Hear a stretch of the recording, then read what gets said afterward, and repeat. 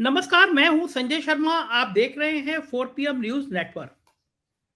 कल अचानक घोषणा हुई कि रात के 8 बजे दुनिया के तीसरे सबसे बड़े पैसे वाले और भारत के सबसे ज्यादा पैसे वाले गौतम अडानी जी आज तक पे प्रवचन देंगे। प्रवचन शब्द मैं इसलिए कह रहा हूं कि इंटरव्यू के बाद जब आगे बातें होंगी तो आपको लगेगा कि ये इंटरव्यू नहीं था, ये प्रवचन ही था। एक तरफा प्रवचन था। लोग हैरान कि गौतम अडानी को आज अचानक जरूरत क्या पड़ी। फिर बातें शुरू हुई कि रवीश कुमार ने जो इंटरव्यू दिए हैं उससे साहब को, छोटे साहब को मिर्ची लगी हैं। तो गौतम अडानी की जो किरकिरी हो रही है उसके लिए एक इंटरव्यू कराया जाए जिसमें कुछ कुछ गौतम अडानी का चेहरा सेव किया जाए और थोड़ी ब्रांडिंग की जाए। जाहिर है जिस चैनल के मास्टर हेड पे सुधीर चौधरी हो उससे ज्यादा अच्छी ब्रांडिंग कौन चैनल कर सकता है। लिहाजा आज तक के सारे प्लेटफॉर्म, आज तक, ललन टॉप और सब जगह गौतम अडानी जी अवतरित हुए। और फिर उस जो इंटरव्यू हुआ उस इंटरव्यू ने गौतम अडानी की खासी फजीहत करा दी। शीतल सर, पिछले दिनों आपने बहुत अच्छी रिपोर्ट भी की थी। वाशिंगटन पोस्ट की जो रिपोर्ट थी उसमें आपने एक एनालिसिस भी किया था। कल के इंटरव्यू पे आते हैं। कल जो इंटरव्यू में 2-3 चीजें आपसे जानना चाहता हूँ। आपने तमाम देश के बड़े बड़े इंटरव्यू देखे हैं और देखा है नेता और बाकी बिजनेसमैन किस तरह इंटरव्यू देते हैं। कल का इंटरव्यू क्यों दिया गया, अचानक क्यों जरूरत पड़ गई अडानी को, और जिस तरह का इंटरव्यू हुआ क्या उससे वाकई में गौतम अडानी का कद कम हुआ, मजाक उड़ी, क्या टेलीप्रॉम्प्टर का सहारा लिया, क्या लगता है कल के इंटरव्यू में क्या क्या बड़ी कमियां रह गई? देखिए, कल का इंटरव्यू एक नैतिक सवाल के जवाब में हुआ। वो नैतिक सवाल खड़ा हुआ था रवीश कुमार के इस्तीफे से। रवीश कुमार के उसके बाद 3 इंटरव्यू आए हैं और उसने ये और बात है कि रवीश कुमार कुछ कुछ लोग चाहते हैं, कुछ लोग उनको नहीं चाहते, लेकिन जो चाहते हैं उसमें एक नैतिक तर्क है और उस नैतिक तर्क ने ये हवा पैदा की, ये माहौल पैदा किया कि अडानी जो टेक ओवर कर लिया जिन्होंने एनडीटीवी ग्रुप का, वो जवाबदेह हो गए। जो उनका भी मैनेजमेंट है, जो उनका मीडिया मैनेजमेंट उनके लिए एनवायरनमेंट मैनेज करता है, उसको लगा कि ये समय है कि उनका डेंट पेंट किया जाए। इसी समय वॉशिंगटन पोस्ट की वो स्टोरी आ गई थी। 2 चीजें एक साथ हुई। वॉशिंगटन पोस्ट की स्टोरी अगर कोई और वक्त होता तो देश में एफआईआर हो रही होती और संसद न चल रही होती और पता नहीं क्या क्या हो रहा होता, कोई संसदीय कमेटी उसकी जांच कर रही होती। वो खुला, मतलब उसमें खुले तथ्य ऐसे हैं और बड़ी मेहनत से तैयार की गई है जो इनको बिल्कुल साफ साफ बताती है कि कैसे क्रोनी कैपिटल हमारे देश में इस दौर में किस तरह से ऐसा नहीं है। वो ठीक कह रहे हैं गौतम अडानी साहब की मनमोहन सिंह सरकार के जमाने में भी यूपीए के तमाम लोगों ने उनकी मदद की है। उनकी मदद तो बहुत लोगों ने की है। 2002-3 में जब ये जो हमारे शेयर मार्केट की लूट वाला कांड था जिसमें केतन पारिख फंसे थे, केतन पारिख वाले मामले की एक संसदीय कमेटी ने जांच की थी। वो रिपोर्ट मैंने पढ़ी है।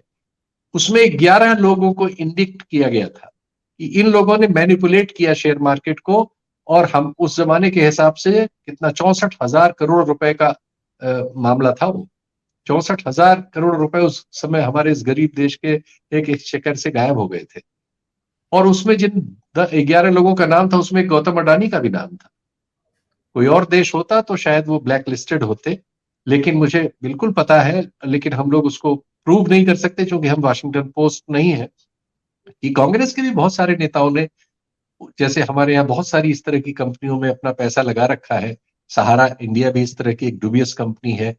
बहुत सारे दूसरे इस तरह के क्रोनी कैपिटल के उद्योगों में लोगों ने पैसे लगा रखे हैं। गौतम अडानी साहब के यहाँ भी लगा रखे और उनको एक लेजिटिमेसी ओवर द पीरियड सबने धीरे धीरे दी। लेकिन जो 14 से 22 का जो काल है, ये एबनॉर्मल है, ये असाधारण है।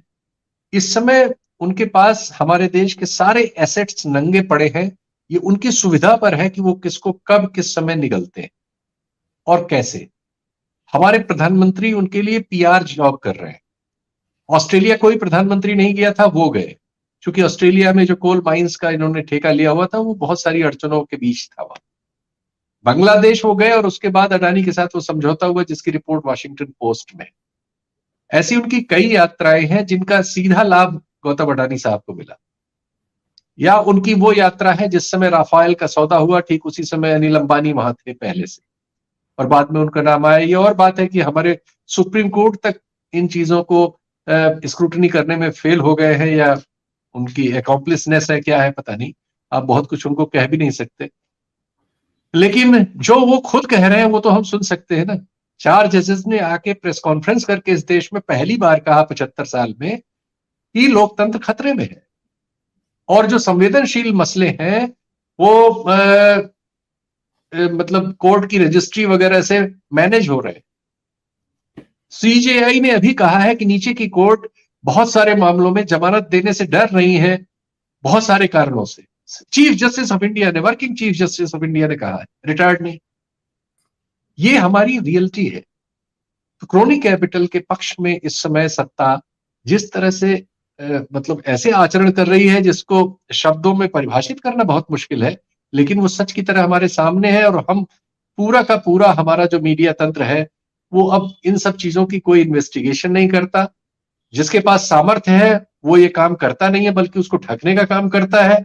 दुनिया के बाहर की हमारे देश से बाहर की दुनिया से इस तरह के मामलों की रिपोर्ट्स 2-2 साल का काम करके आ रही हैं, हम उस पर ट्वीट भी नहीं करते।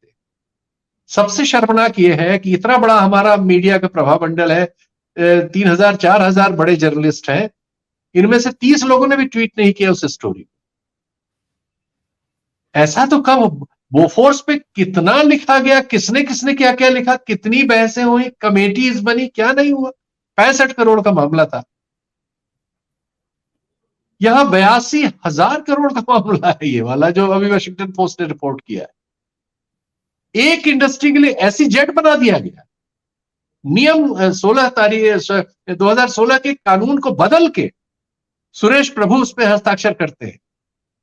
एक इंडस्ट्री के लिए ऐसी जेट बनाया गया, यानी वो आदमी न टैक्स देगा, न हमारे जमीन से कोयला निकालेगा, न हमारे लिए उपयोग करेगा, बेचेगा बांग्लादेश को, 3 गुने प्राइस पे उसको बाहर डिलीवर होगा। हमारे यहां सिर्फ पॉल्यूशन होगा। इस देश को हमारे अपने कोयले से सिर्फ पॉल्यूशन मिलेगा और सारा पैसा एक कैपिटलिस्ट के घर जाएगा, और इसकी पीआरशिप हमारा प्राइम मिनिस्टर कर रहा है। ये स्टोरी है, और इस देश में किसी की हिम्मत नहीं कि ट्वीट कर सके। इतना ही मैंने कहा था, थोड़ी उसमें कुछ किया हुआ है। वो तो जिन लोगों ने किया है वो बहुत बड़ा काम है। हमारे देश की सेवा की उन्होंने। हमारी शर्मिंदगी तो यह है कि इतनी बड़ी देश सेवा पर हमारी जुबान में ताले लगे हुए, हम बोल नहीं रहे। इसमें बहस नहीं हुई भाई, कोई कार्यक्रम ही नहीं हुआ, कोई न राजनीतिक पार्टी खड़ी है। क्योंकि मैंने कहा ना, कांग्रेस के भी तमाम लोगों के पैसे उनके यहां लगे हुए। सब चीजें प्रूव नहीं की जा सकती, सामर्थ्य नहीं है। सोशल मीडिया में हम क्या कर सकते हैं? अधिकतम जो कर सकते हैं वो आपके सामने कर रहे हैं। एकदम एकदम ठीक कह रहे हैं शीतल जी, जितना हम लोग कर सकते हैं उतना सामने, और इस पे भी तमाम बंदिशें लगी हुई हैं।